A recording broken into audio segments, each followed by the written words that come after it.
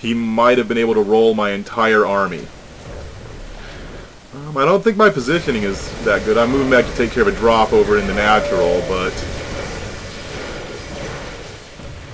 that worked really well for Link because it got my entire army out of position. And I get the cancel off on that Nexus.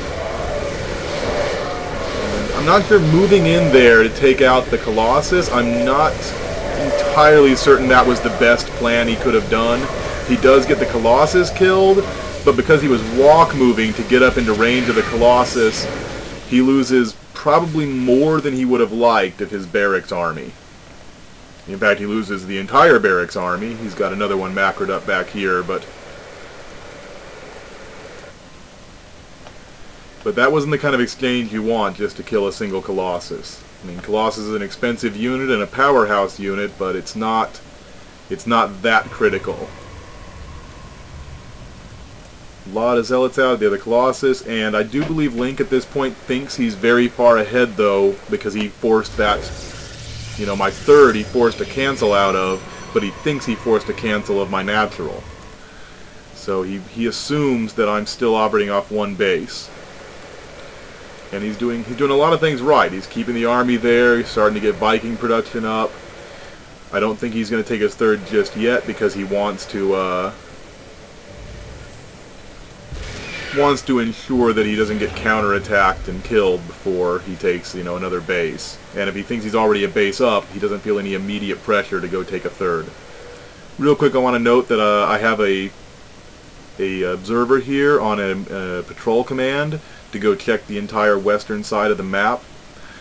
I forgot that this third even existed because I took my third way over here, and for some reason I don't think I ever scout this until very late in the game. I wasn't even thinking about it. But it does mean that he won't be able to sneak his own base. Moving a Colossus up here, I wanted to deny this geyser, and was surprised to see there wasn't a geyser even there, since 3 geysers is more than enough for the kind of production he's doing. Colossus got further forward than it should have, and ended up getting sniped off. Not a good play there at all. I wanted to just move in and hit a few probes, and my Colossus ended up walking all the way in. Should have positioned him here and walked up and swiped, and then kept the stalkers down there with him so that he could have just walked back and stayed safe. So that was a blunder.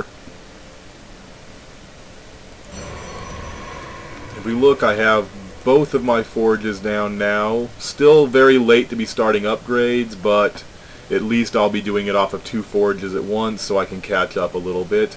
And I am dropping another Robo. Meanwhile, Link, his units are 1-1. Does he have the armory? He does. And he's dropping another eBay, so he'll be ahead of me in upgrades for at least a while, unless I chrono those out pretty heftily. And quite a big food lead. I'm actually surprised that Link was that far ahead in the food. I'm not... Let me take a look at the... Well, that's why. 62 SCVs to 52 probes. I'm just absolutely terrible on the probe production in this game. Getting another hidden expansion. Again, not sure about the decision making there. I don't know if I really needed to. I could definitely have just taken this third instead. It puts a lot of my eggs in one basket. If he discovers these hidden expansions, I'm going to be really hard pressed to defend them. And I don't have the worker count to need 4 bases. I should really have 75, 80 workers at this point, and I just don't. But I am going to have a lot of gas, at least, which that's, you know, useful. I can start spending... Shouldn't be taking these geysers yet. Shouldn't be mining off them anyways, and I'm not, which is good, because I need to catch back up in the minerals to spend all that gas. Back to production tab, sorry. 2-2 coming down for him. I'm getting the ground level 1 for armor, and the ground level 2 for weapons. So again, he's going to have a slight upgrade lead, but not a humongous upgrade lead. Very large army moving out at 200 food, but not a lot of Vikings. And if we look over here, we see that I have 4 Colossus out and a lot of Zealots, 16 Zealots. You know, a good number of Stalkers. Probably should have more Zealots, less Stalkers, but with that many Colossus, it's going to be hard-pressed to win this battle. See if the Zealots are finally sweeping in. Some force fields going down to prevent a retreat. They also keep my Zealots from doing a lot of attacking, so mixed bag on those force fields. But I blink in and pick off all the Vikings. And now that I'm operating off of 2 Robos and getting double upgrades, we'll send those guys somewhere. So I'm finally moving out and putting a presence on the map, something I should have been doing a long time ago. Meanwhile, Link mining fully off of his 3rd, mined out in his main. And with that many bunkers, I don't really want to commit to this attack.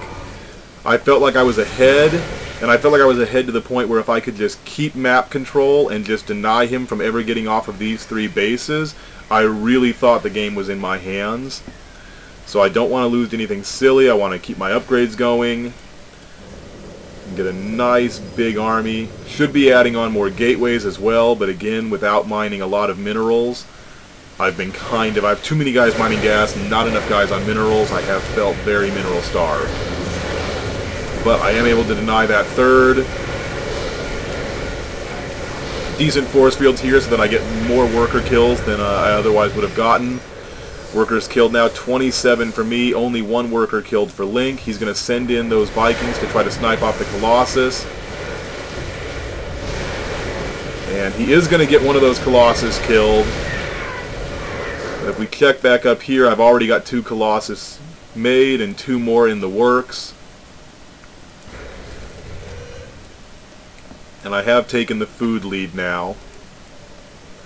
And finally starting to mine more minerals, so my gas and minerals are becoming more even and they're just getting a little lower. So that's very good actually. Again, just took these 2 geysers way too early, took these 2 geysers too early. Didn't mine off them ever apparently. So yeah, I'm just bad, that's what we're going to go with.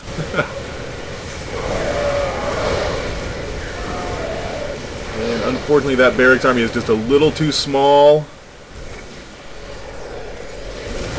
But again, I'm hesitant to initially engage with that many bunkers up, and engagement feels bad.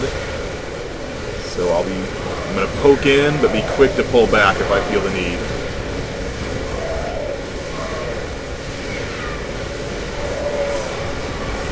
Zealots sweeping in, going to do a lot of damage here.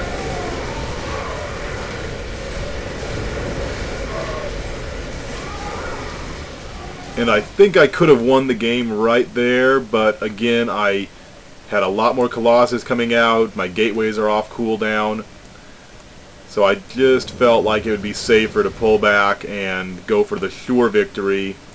And I thought most of those SCVs there, I thought a lot of them were Marines and Marauders, so I thought his army count was a little higher than it was. Link going for a drop over here. A 4 Marauder drop. Ooh, should have warped in right there as soon as I saw that drop coming. But with this many, also these should all be Zealots, no need for these to be Marauders. Still going to be able to take care of that fairly easily. A little bit of micro to keep 1 Stalker alive. Marauder down here. Marauder's not great against probes. It's going to do a little bit of damage, but I did like that, swiping the medevac before killing the Marauder. It lost me a Stalker, but I'm fine with trading unevenly right now. I don't need to do even army trades to win this game at this point. I just need to keep trading armies and keep him on a low number of units, and I almost can't lose. And that is a lot of Colossus. And the Viking count, not going to be high enough to deal with that number of Colossus. It looks like this might be it for Link.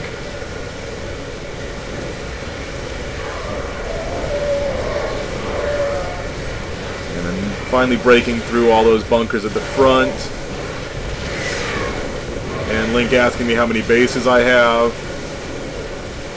And he'd been scouting this area, so he realizes that I had a bunch of hidden expansions on the map. And Link GG's out, and that is the end of the VPL Double Elimination Tournament.